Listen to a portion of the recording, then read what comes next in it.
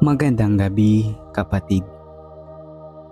Kapag ikaw ay maglalakbay, dala mo ba ang tamang direksyon? O baka puro kaba at pangamba lang ang dala mo? At kapag ginaayos mo naman ang gastusin, nag-aalala ka na baka maubos agad ito bago pa dumating ang sahod. Alam mo ba na may malinaw na gabay ang Biblia? Hindi lang sa paglalakbay, kundi pati sa paraan ng paghawak ng ating pera. Oo, ang salita ng Diyos ay nagbibigay ng mapa at plano para sa iyong paglalakbay o pamamasyal at sa pag-aayos ng budget araw-araw. Kaya kung gusto mong matutunan kung paano magkaroon ng katugunan sa Diyos para sa iyong pinaplano at isinasaayos, inaanyayahan kitang manatili dahil siguradong may matututunan ka dito. May mga gabay rin tayong panalangin matapos ng bawat paksa upang agad mong mailapit sa Diyos ang iyong nararamdaman. Ngayon, kung handa ka na, halina, makinig at matuto hanggang sa makatulog mula sa ating aralin na galing sa Biblia.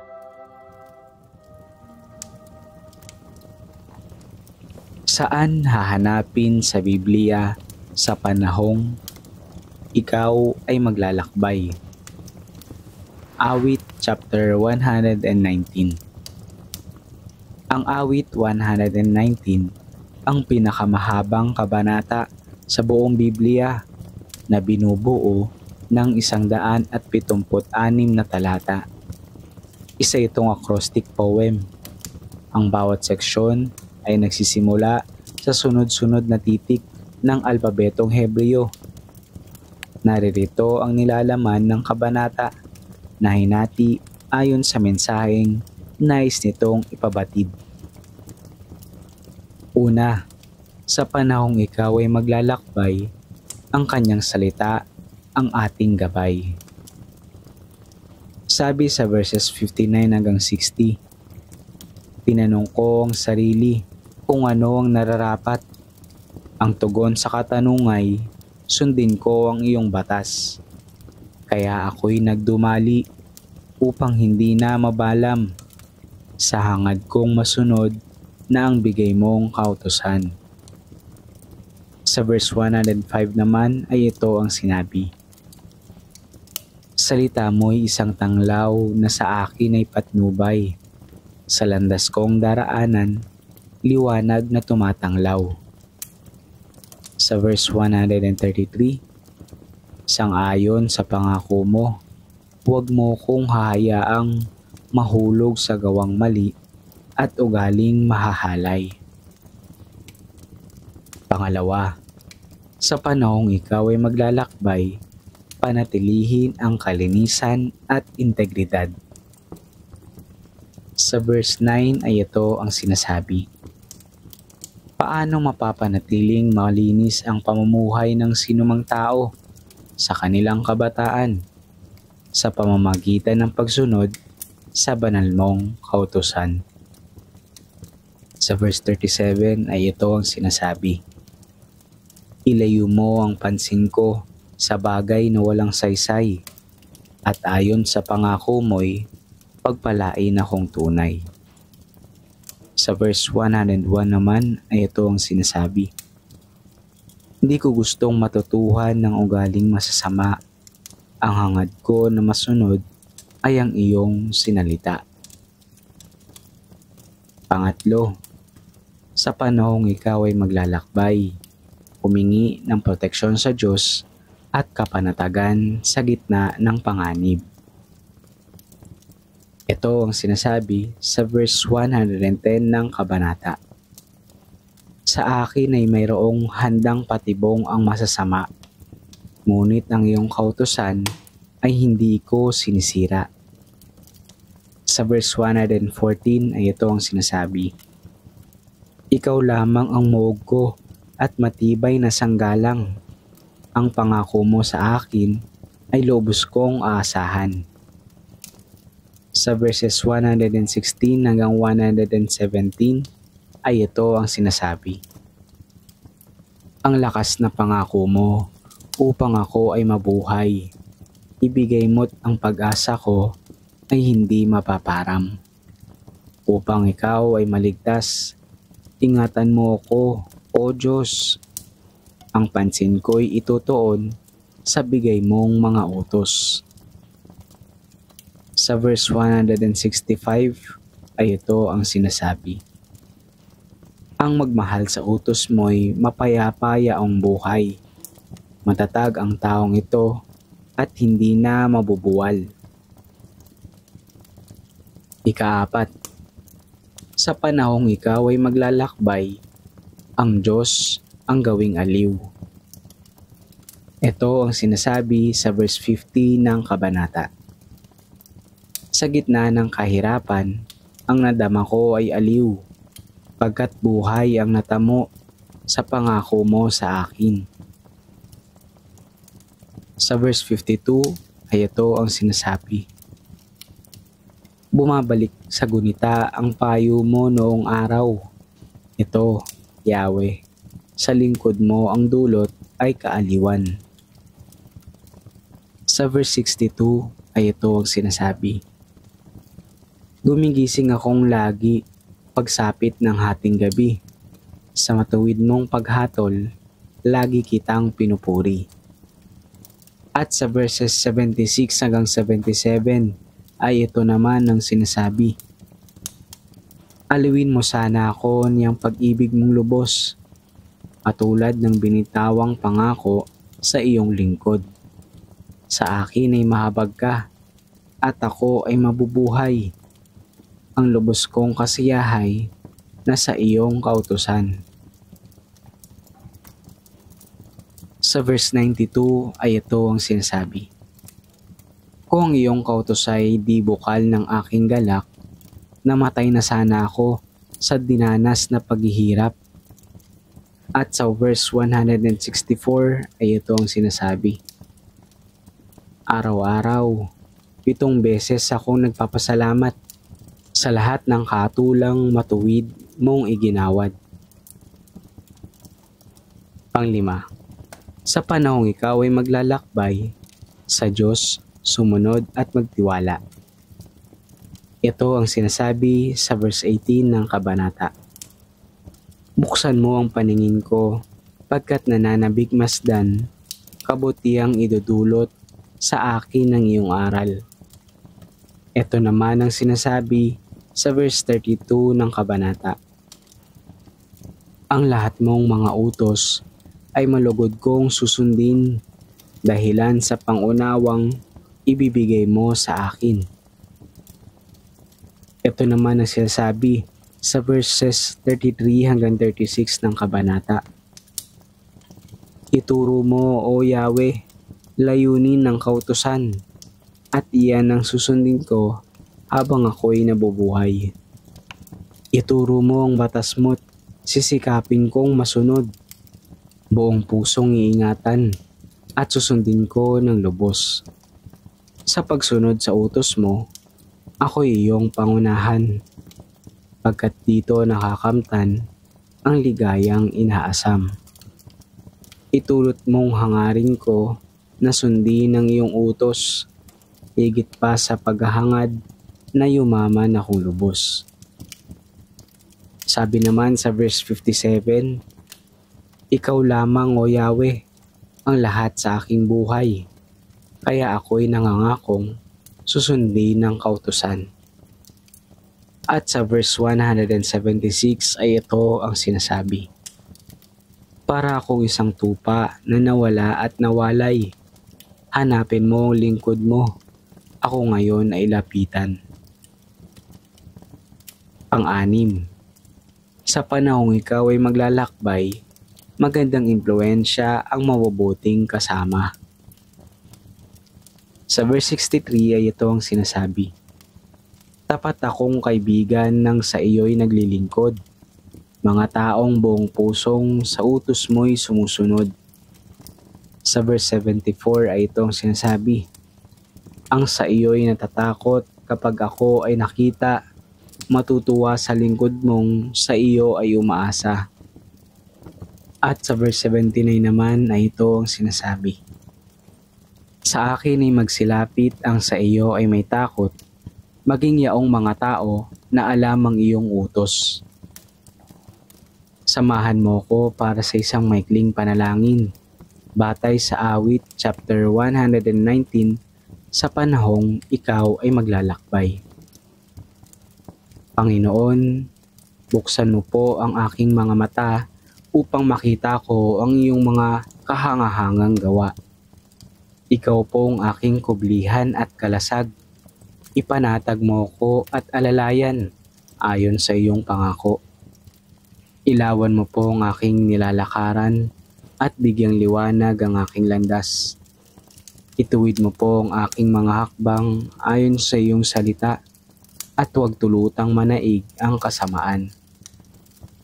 Ilayo mo po ang aking mga mata sa kabulaanan at ilayo sa masamang daan. Sa kapaguran o pagkaantala, aliwin po akong muli ng iyong salita. At bigyan mo po ako ng pusong masunurin, natatakbo sa daan ng iyong mga utos. Sa bawat lugar na pupuntahan, magpupuri ako sa iyo.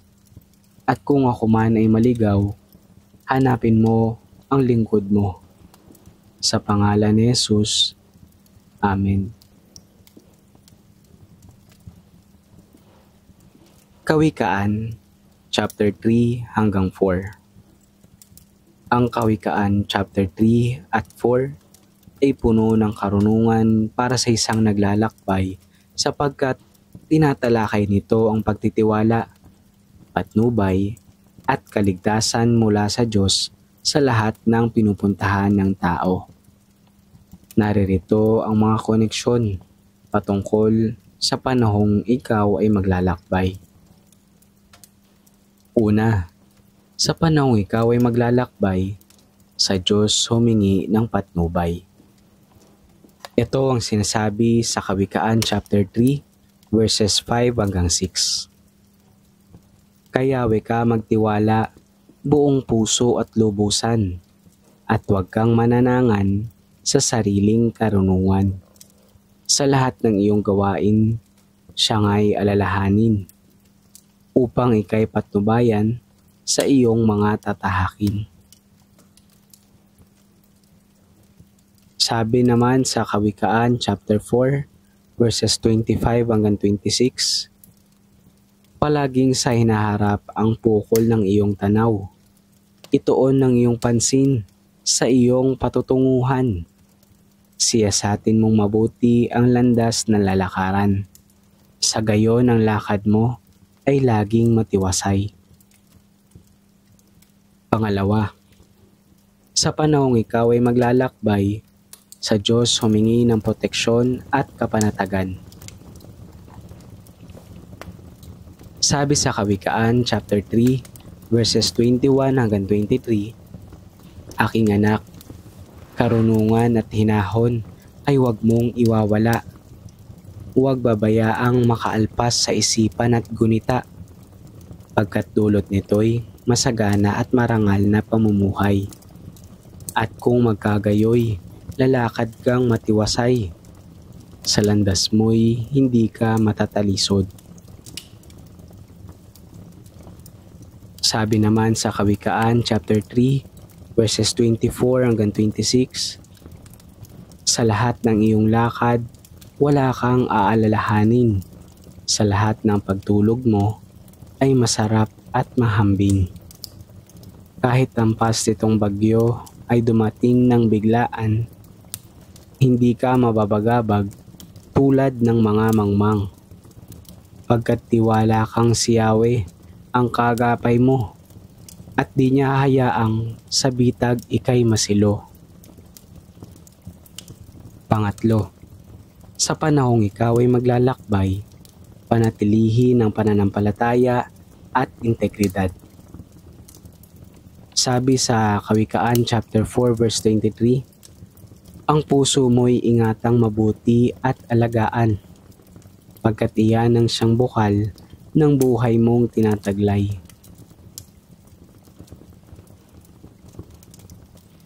Ito naman ang sinasabi sa Kawikaan chapter 4 verses 14 hanggang 15. Ang daan ng kasamaan ay huwag mong lalakaran, at ang buhay ng masama huwag mo ngang tutularan. Kasama ay iwasan mo, ni huwag lalapitan. Bagkus nga ay talikuran mo, tuntunin ang tamang daan. At pang-apat, sa panahong ikaw ay maglalakbay, maliwanag ang daan ng matuwid. Sabi sa Kawikaan chapter 4 verse 18. Ngunit ang daan ng matuwid parang bukang liwayway. Tumitindi ang liwanag habang ito'y nagtatagal. Samahan mo po ako para sa isang maikling panalangin batay sa Kawikaan chapter 3 at 4 sa panahong ikaw ay maglalakbay. Amang Diyos, sa aking paglalakbay, itanim mo po sa aking puso ang iyong mga salita. Sa lahat po ng aking lakad, kinikilala kita upang ituwid mo ang aking landas. Hinihiling ko po na ang iyong karunungan ang maging buhay sa aking kaluluwa, upang sa aking paglakad ay hindi ako matitisod.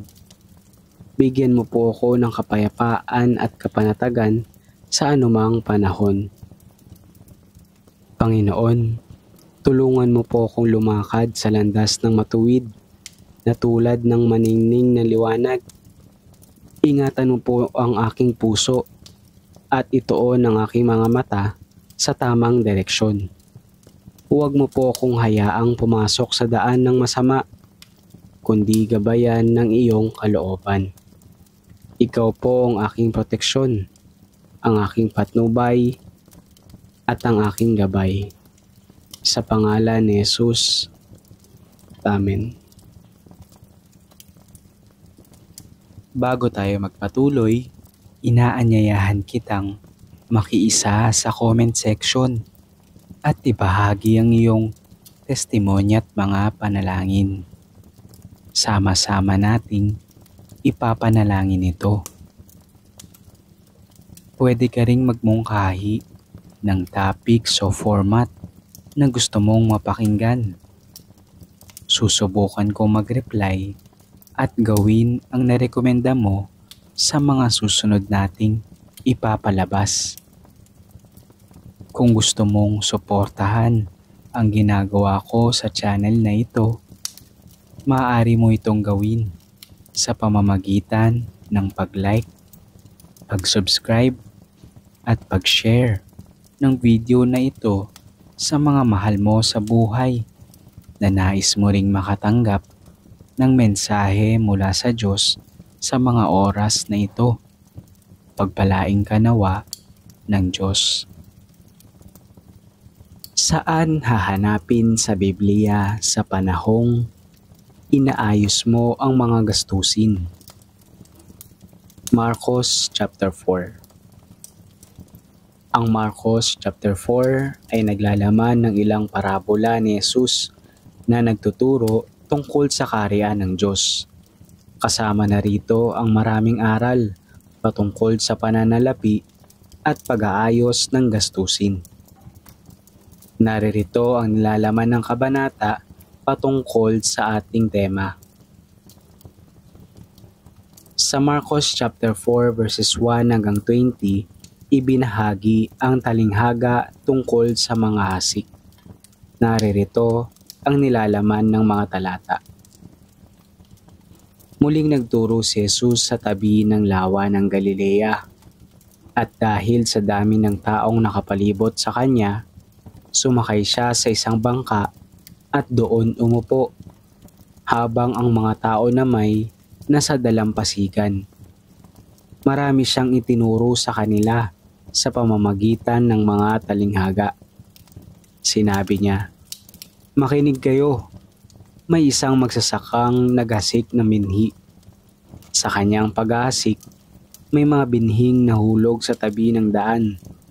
Dumating ang mga ibon at tinuka ang mga binhing yun. May mga binhi namang nahulog sa mabatong lugar kung saan walang gaanong lupa. Mabilis na tumubo ang binhi dahil mababaw ang lupa. Ngunit natuyo rin ito ng masikatan ng araw at dahil hindi malalim ang ugat, namatay ito. May mga binhi namang nahulog sa lupang may matitinik na damo. Lumago ang mga damo at natakpan ang mga tumubong binhi kaya hindi namunga. Ang iba naman ay nahulog sa mabuting lupa. Tumubo at lumago ang mga ito at namunga. Ang iba'y katamtaman lang ang bunga, ang iba'y marami, at ang iba nama'y napakarami. Pagkatapos, sinabi ni Jesus, "Kayong mga nakikinig, dapat niyo itong pag-isipan." Ang layunin ng mga talinghaga. Nang nakauwi na ang mga tao, tinanong siya ng 12 apostol at ng iba pang mga tagasunod niya kung ano ang kahulugan ng talinghagang iyon. Sinabi ni Jesus sa kanila, "Ipinagkaloob sa inyo na malaman ng mga lihim tungkol sa paghahari ng Diyos. Ngunit sa iba ay ipinapahayag ito sa pamamagitan ng talinghaga upang matupad ang nakasulat sa kasulatan. Tumingin man sila ng tumingin, hindi sila makakakita. Makinig man sila ng makinig, hindi sila makakaunawa. Dahil kung makakaunawa sila, magsisisi sila sa kanilang kasalanan at patatawarin sila ng Diyos." Ang kahulugan ng talinghaga tungkol sa manghahasik. Pagkatapos, sinabi ni Jesus sa kanila, "Kung hindi ninyo nauunawaan ang talinghaga na ito, paano ninyo mauunawaan ang iba ko pang mga talinghaga? Ang inihasik ng mga hasik ay ang salita ng Diyos. Ang tabi ng daan kung saan nahulog ang ilang binhi ay ang mga taong nakinig sa salita ng Diyos. Ngunit dumating agad si Satanas at inagaw ang salita ng Diyos na narinig nila. Ang mabatong lugar kung saan nahulog ang ibang binhi ay ang mga taong nakinig sa salita ng Diyos at masaya itong tinanggap kaagad. Ngunit hindi taimtim sa puso ang pagtanggap nila, kaya hindi tumatagal ang kanilang pananampalataya. Pagdating ng kahirapan o pag-uusig dahil sa salita ng Diyos sa tinanggap nila, tumatalikod sila kaagad sa kanilang pananampalataya.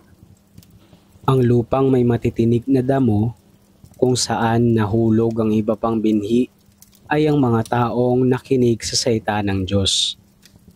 Ngunit dahil sa mga alalahanin dito sa mundo, paghahangad na yumaman at paghahabol sa marami pang mga bagay, nakakalimutan nila ang salita ng Diyos. Kaya hindi namumunga ang salita sa kanilang buhay. Ngunit ang mabuting lupa na hinasikan ng binhi ay ang mga taong nakikinig ng salita ng Diyos at tumatanggap nito. Kaya namumunga ito sa kanilang buhay. Ang iba'y katamtaman lang ang bunga, ang iba'y marami, at ang iba nama'y napakarami. Ipinaalam sa atin ng kwentong ito ang mga binhi na napunta sa iba't ibang uri ng lupa. Sa tabing daan na kinain ng ibon, sa mabatang lupa at natuyo, sa matinik at nasakal, at sa mabuting lupa at kalaunay nagbunga. Ang binhi ay ang salita ng Diyos.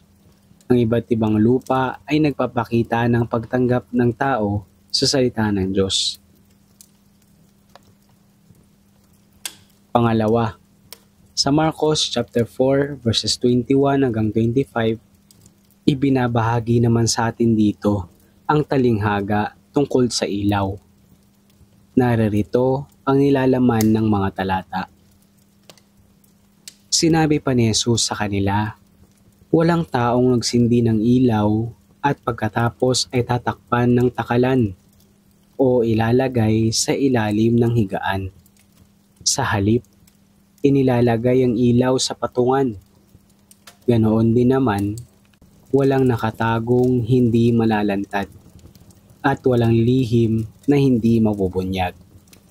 Kayong mga nakikinig, dapat nyo itong pag-isipan. Sinabi pa niya, makinig kayong mabuti sa sinasabi ko. Bibigyan kayo ng Diyos ng pangunawa ayon sa inyong pakikinig at dadagdagan pa niya ito. Sapagkat ang taong sumusunod sa narinig niyang katotohanan ay bibigyan pa ng pangunawa. Ngunit ang taong hindi sumusunod sa katotohanan, kahit ang kaunti niyang naunawaan, ay kukunin pa sa kanya. Sinabi sa mga talatang ito na ang ilaw ay nangangahulugan sa mga sikretong hindi mananatiling nakatago, kundi ito'y mabubunyag. Magkakaroon ng kaunawaan sa mga parabulo at mga sikreto ang taong sumusunod sa Diyos. Pangatlo, sa Marcos chapter 4 verses 26 hanggang 29, ibinahagi dito ang paghahalintulad sa binhing tumutubo. Naririto ang nilalaman ng mga talata. Sinabi pa ni Jesus, ang paghahari ng Diyos ay may tutulad sa kwentong ito. May isang taong nagasik ng binhi sa kanyang bukid. Habang nagtatrabaho siya sa araw at natutulog sa gabi, ang mga binhing inihasik niya ay tumutubo at lumalago kahit na hindi niya alam kung paano. Ang lupa ang nagpapatubo at nagpapabunga sa tanim. Sisibol muna ang mga dahon, saka ang uhay, at pagkatapos ay ang mga butil. At kapag hinog na, inaani ito ng may-ari dahil panahon na para anihin. Itinuturo dito na ang salita ng Diyos ay muling inihalintulad sa mga inihasik na binhi. Ang tagapagasik ay si Jesus at ang pagtanggap ng mga tao ay makikita sa pagbunga ng mga tinanim sa kanila. Muli silang babalikan ng Panginoon upang makasama niya. Ika-4. Sa Marcos chapter 4 verses 30 hanggang 34, ibinahagi dito ang paghahalintulad sa buto ng mustasa. Naririto ang nilalaman ng mga talata. Sinabi pa ni Jesus, sa ano kaya may tutulad ang paghahari ng Diyos? Sa ano ko kaya ito maiahambing? Katulad ito ng isang buto ng mustasa na siyang pinakamaliit sa lahat ng buto. Ngunit kapag naitanim na at tumubo, nagiging mas mataas ito kaysa sa ibang mga halaman. At kahit ang mga ibon ay nakakapamugad sa lilim ng mga sanga nito. Marami pang mga talinghaga o mga paghahalintulad na gaya ng mga ito ang ginamit ni Jesus sa pagtuturo sa mga tao ayon sa makakaya ng kanilang pangunawa.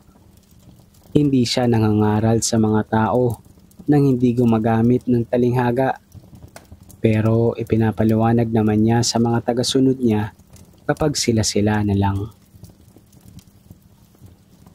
Ang mga talatang ito ay naghahanap pa ng ibang paghahalintulad sa paghahari ng Diyos at ipinangangaral ito sa pamamagitan ng mga parabulo.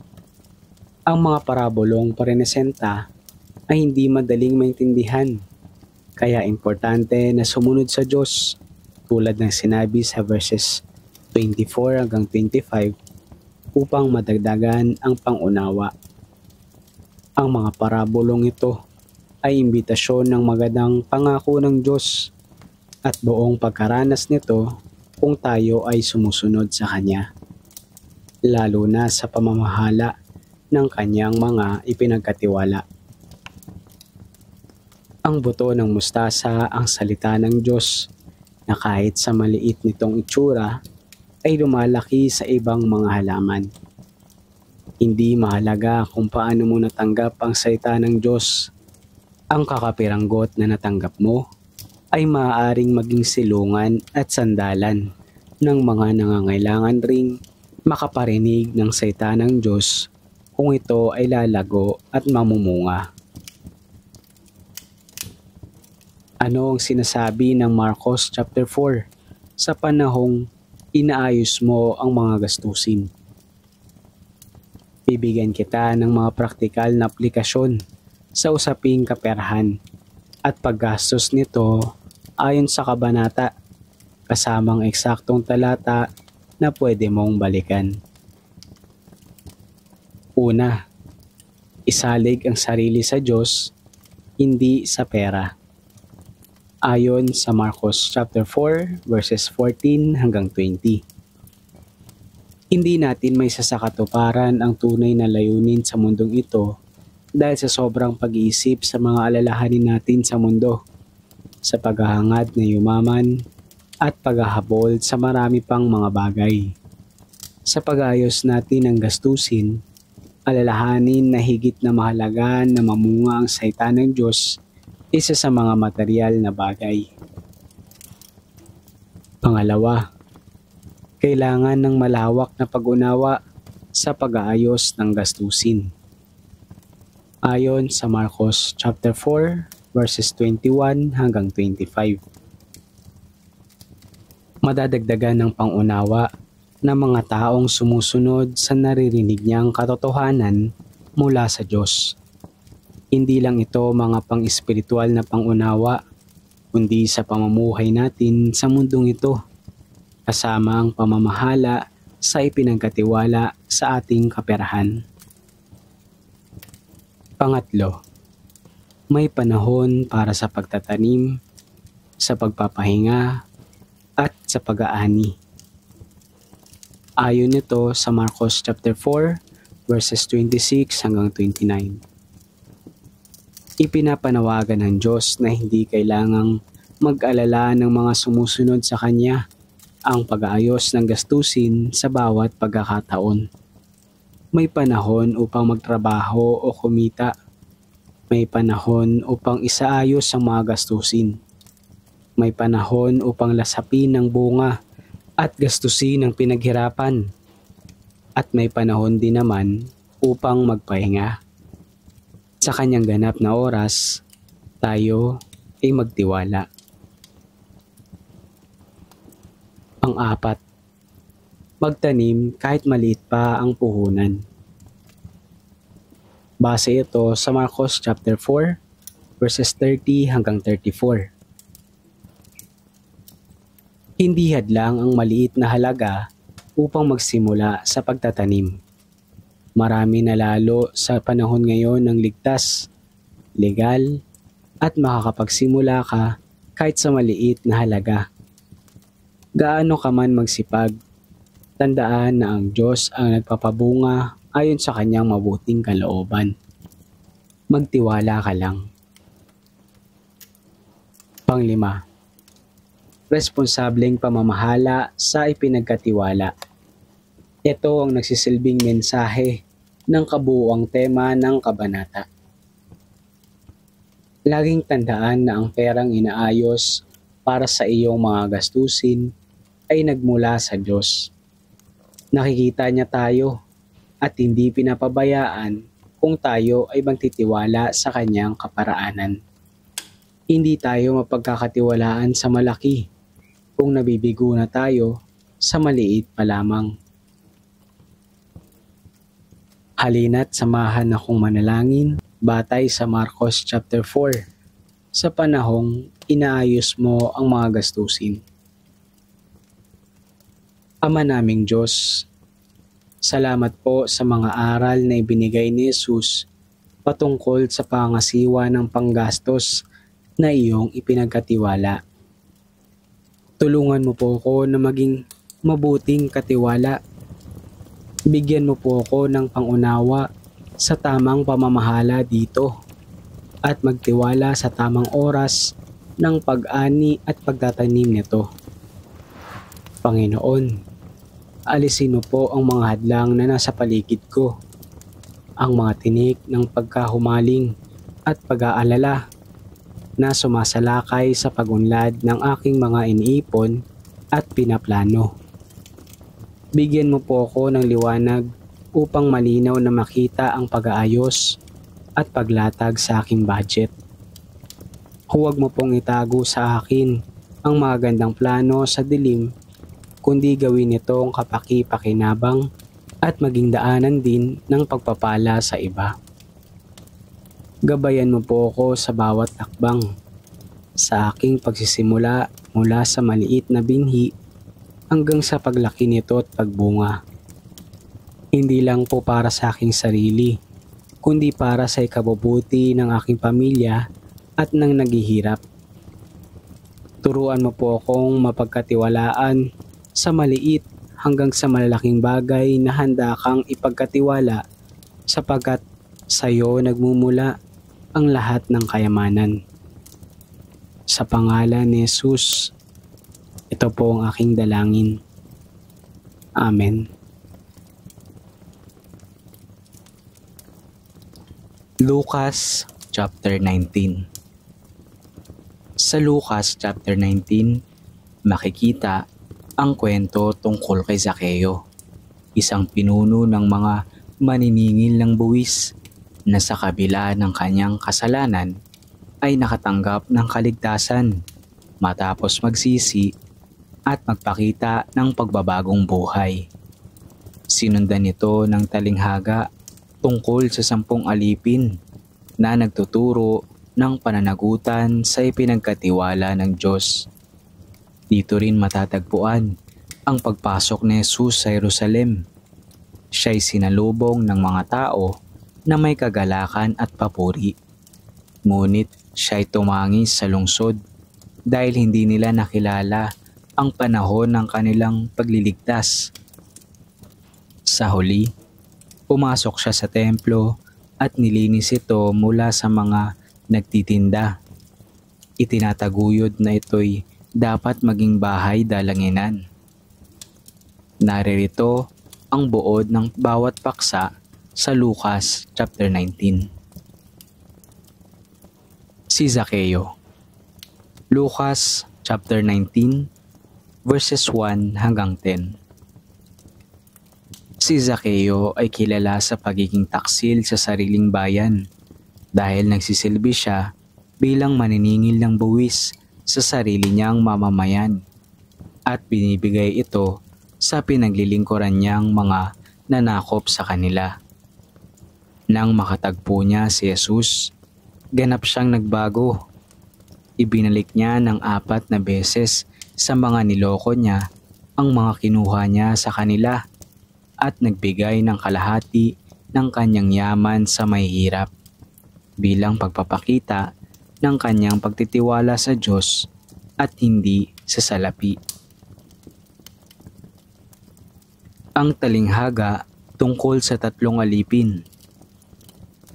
Lucas chapter 19 verses 11 hanggang 27. May isang mayamang tao na nagbigay ng magkakaparehong halaga ng pera sa kanyang mga alipin para ipamahala at ipamuhunan habang wala siya.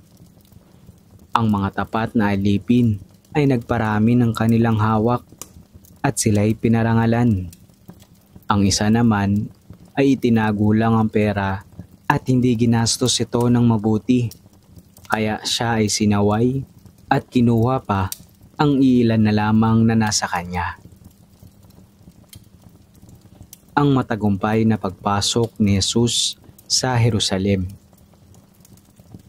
Lucas chapter 19 verses 28 hanggang 40. Ipinakita na sa paksang ito, Ang ganap na pagkilala kay Jesus ay bilang tunay na hari, karapat-dapat kilalanin at sundin. Ang kanyang kadakilaan ay hindi mapipigilan na kahit ang mga bato ang sisigaw sa papuri kung walang iba. Umiyak si Jesus para sa mga taga-Jerusalem. Lucas chapter 19 verses 41 hanggang 44. Sa kabila ng pagdiriwang, hindi napigilan ni Jesus na umiyak para sa mga taga-Jerusalem. Nagdiriwang sila pero wala ang tunay na pagkilala, kaya naman dumating ang pagkawasak. Ito'y paalala sa atin na hindi sapat ang ginagawa kung walang tunay na pagpapasakop sa ating buhay. Ang pagmamalasakit ni Jesus sa templo. Lucas chapter 19 verses 45 hanggang 48. Sa pag-aayos ng gastusin, itinuturo sa atin ng paksang ito na dapat nasa tamang lugar ang pagninegosyo, pag-iisip ng mga bibilhin, sa pagpupuri sa Panginoon. Ipinagtanggol ni Jesus ang kabanalan ng templo at hindi ito dapat gawing pugad ng mga magnanakaw. Paalala rin ito na ang pera at ari-arian ay hindi dapat gamitin para sa pandaraya at maling motibo. Ito ang sinasabi ng Lucas chapter 19 sa panahong nag-aayos ka ng gastusin. Una, suriin at makipag-ayos sa mga kinuhaan ng pera sa maling paraan. Sabi sa Lucas chapter 19 verse 8, sa loob ng bahay niya ay tumayo si Zaccheo at sinabi, Panginoon, ibibigay ko po sa mga may hirap ang kalahati ng kayamanan ko. At kung may nadaya akong sino man, babayaran ko ng 4 na beses ang kinuha ko sa kanya. Kung may kinuhaan ng pera sa maling paraan, ayusin agad ito. Bigyang prioridad ang paglalaan ng budget para sa pag-aayos nito. Maghanda din ng gagastusin bilang pantulong, bilang patunay ng pagbabago ng puso. Ang tamang pamamahala ay bunga ng pagbabago ng puso. Pangalawa, inuudyakan tayo ng Diyos na huwag itago kundi gamitin ang mga pinagkatiwala sa atin. Sabi sa Lucas chapter 19 verse 13, bago siya umalis, tinawag niya ang 10 sa mga alipin niya at binigyan sila ng magkakaparehong halaga ng pera. Pagkatapos, sinabi niya sa kanila, gawin ninyo itong puhunan sa negosyo hanggang sa bumalik ako. Ang pera na meron tayo ay ipinagkatiwala sa atin. Gayun din ang karunungan para gamitin at palaguin ito. Kalooban ng Diyos na gamitin ang kakayahan, karunungan, kalagayan, at kaperahan upang paramihin ito. Pangatlo, ang mapagkakatiwalaan sa maliit ay mapagkakatiwalaan sa higit pa. Sabi sa Lucas chapter 19 verses 16 hanggang 19, lumapit sa kanya ang una at sinabi, ang perang binigay ninyo sa akin ay tumubo po ng 10. Sinabi ng hari, magaling, mabuti kang alipin. At dahil naging tapat ka sa kakaunting ipinagkatiwala sa iyo, pamamahalain kita sa 10 lungsod. Lumapit ang ikalawa at nagsabi, ang pera po na ibinigay nyo sa akin ay tumubo ng 5. Sinabi ng hari, mamamahala ka sa 5 lungsod. Ipinakita rin dito na pagkakatiwalaan sa higit pang halaga at ari-arian kung marunong tayong mamahala sa mas maliit pa lamang. Gamitin ito sa pag-invest, pag-iipon na lumalago, at pag-aaral upang matutunan ang magaling na pamamahala. Pang-apat, kilalanin ng Diyos bilang hari at may-ari ng lahat. Sabi sa Lucas chapter 19 verse 38, sinabi nila, "Pinagpala ng Panginoon ang haring kanyang ipinadala." Mayroon na tayong magandang relasyon sa Diyos. Purihin ng Diyos sa langit. May takot ang mamamayan sa kanilang hari dahil pagmamay-ari niya sila at lahat ng meron sila. Gayun din naman, may pag-asa ang mamamayan sa hari dahil siya ang nag-iingat sa kanila upang mapanatili at mapalago ang meron sila. May ingatan tayo ng ating makapangyarihan at matalinong hari sa panggugulo at pananakop ng kaaway sa biyaya ng Diyos sa atin. Panglima, huwag abusuhin ang paggamit ng pera. Sabi sa Lucas chapter 19 verse 46, sinabi niya sa kanila, "Sinasabi ng Diyos sa kasulatan, ang aking bahay ay bahay panalanginan. Ngunit ginawa ninyong pugad ng mga tulisan." Ang ating katawan ay tinuturing na templo ng Diyos. Kung paanong pinalayas ni Jesus ang mga gawang kasamaan ng maling pamamahala ng kaperahan sa templo ng Diyos, hindi rin dapat tayo nakikitaan ng masasamang gawain ito. Halina at manalangin, batay sa Lucas chapter 19, sa panahong inaayos mo ang mga gastusin. Amang Diyos, salamat po dahil ipinaalala mo sa akin sa Lucas chapter 19 na ang lahat ng bagay, kabilang ang aking pera, ay pinagkatiwala mo sa akin. Tulungan mo po akong maging katulad ni Zaccheo na handang aminin ang pagkakamali at gamitin ang yaman para makatulong sa kapwa at magbigay kaluwalhatian sa iyo. Panginoon, gawin mo po akong tapat at magaling na katiwala ng binibigay mo. Turuan mo ko kung paano ayusin ang aking gastusin sa pagtatabi, sa pagpaparami, at tamang pamamahala ng iyong mga biyaya. Huwag mo pong hayaan na ang pera ay maging idolo o pugad ng kasakiman sa aking buhay, kundi maging kasangkapan para sa kabutihan at paglilingkod. Naway sa lahat ng aking desisyon sa pananalapi, si Jesus ang maging hari at Panginoon. At sa aking pag-aayos ng gastusin, magpatuloy nawa ang pagkilala ko na ang lahat ng ito ay sa iyo nagmumula. Sa pangalan ni Jesus, Amen. Alam mo ba na iniibig ka ng Diyos?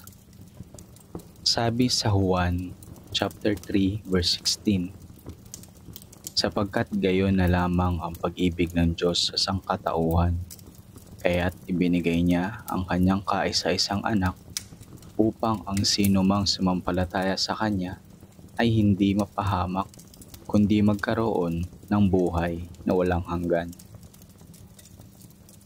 Sabi sa Roma chapter 5 verse 8, ngunit pinatunayan ng Diyos ang kanyang pag-ibig sa atin nang mamatay si Kristo para sa atin noong tayo'y makasalanan pa. Kaso, may problema. Lahat ay makasalanan. Sabi sa Roma chapter 3 verse 23, sapagkat ang lahat ay nagkasala at walang sino mang nakaabot sa kaluwalhatian ng Diyos. Sabi sa Roma, chapter 3, verse 10, ayon sa nasusulat, walang matuwid, wala kahit isa. Ang lunas ng Diyos sa kasalanan. Sabi sa Roma, chapter 6, verse 23, sapagkat kamatayan ng kabayaran ng kasalanan, ngunit ang walang bayad na kaloob ng Diyos ay buhay na walang hanggan sa pamamagitan ni Kristo Jesus na ating Panginoon. Sabi sa Juan, chapter 1, verse 12, subalit ang lahat ng tumanggap at sumampalataya sa Kanya ay binigyan niya ng karapatang maging mga anak ng Diyos. Sabi sa unang Korinto, chapter 15, verse 3 to 4, sapagkat ibinigay ko sa inyo bilang pinakamahalaga sa lahat ang tinanggap ko rin, na si Kristo'y namatay dahil sa ating mga kasalanan tulad ng sinasabi sa kasulatan. Inilibing siya at muling nabuhay sa ikatlong araw tulad din ng sinasabi sa kasulatan. Lahat ay maaaring maligtas. Sabi sa Pahayag, chapter 3, verse 20, tingnan mo, nakatayo ako at kumakatok sa pintuan. Kung di rin gininuman ng aking tinig at bubuksan ng pinto, papasok ako at kakain akong kasalo niya. Sabi sa Roma, chapter 10, verse 13, dahil sinasabi sa kasulatan, maliligtas ang lahat ng tumatawag sa pangalan ng Panginoon. Gusto mo bang tanggapin si Jesus bilang sarili mong Panginoon at tagapagligtas? Kung gayon, samahan mo ako sa panalangin. Panginoong Jesus, inaamin kong ako'y makasalanan at nangangailangan ng iyong kapatawaran. Naniniwala akong namatay ka para sa aking mga kasalanan. Inaanyayahan kita ngayong pumasok sa aking puso at buhay. Nananalig ako sa iyo bilang aking tagapagligtas at nangangakong susunod sa iyo bilang Panginoon ng aking buhay. Amen. Ito ang katiyakan ng isang mananampalataya. Sabi sa Roma, chapter 10, verse 9, kung ipahahayag ng iyong bibig na si Jesus ay Panginoon at buong puso kang sasampalataya na siya'y muling binuhay ng Diyos, maliligtas ka. Sabi sa Juan, chapter 5, verse 24, pakatandaan ninyo, ang nakikinig sa aking salita at sumasampalataya sa nagsugo sa akin ay may buhay na walang hanggan.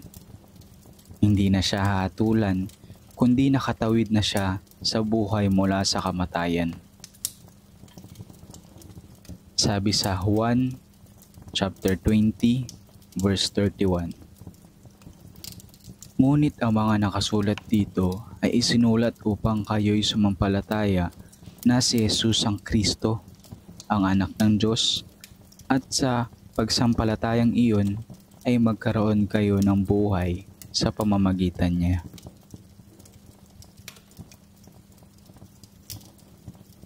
Mga awit, chapter 4, verse 8, sa aking pagiga, nakakatulog ng mahimbing, pagkat ikaw, Yahweh, ang nag-iingat sa akin. Kawikaan, chapter 3, verses 24 to 26. Sa lahat ng iyong lakad, wala kang aalalahanin, at lahat ng pagtulog mo, ay masarap at mahimbing. Kahit hampas nitong bagyo ay dumating ng biglaan, hindi ka mababagabag tulad ng mga mangmang. Pagkat tiwala kang si Yahweh ang kaagapay mo at di niya hahayaang sa bitag ikay masilo. Mga Ngaral, chapter 5, verse 12. Mahimbing ang tulog ng isang manggagawa, marami man o kaunti ang kanyang pagkain. Ngunit ang mayaman ay hindi man lamang dalawin ng antok. Mateo chapter 8 verses 24 to 26. Habang sila'y naglalayag sa lawa, si Jesus ay natutulog. Biglang bumugso ang isang malakas na unos at halos matabunan ng mga alon ang bangka. Kaya nilapitan nila ng mga alagad si Jesus at ginising. "Panginoon, iligtas ninyo kami, mamamatay kami," sabi nila. Ngunit sinabi niya sa kanila, "Bakit kayo natatakot? Napakaliit naman ng inyong pananampalataya." Bumangon siya, pinatigil ang hangin at ang mga alon, at bumuti ang panahon.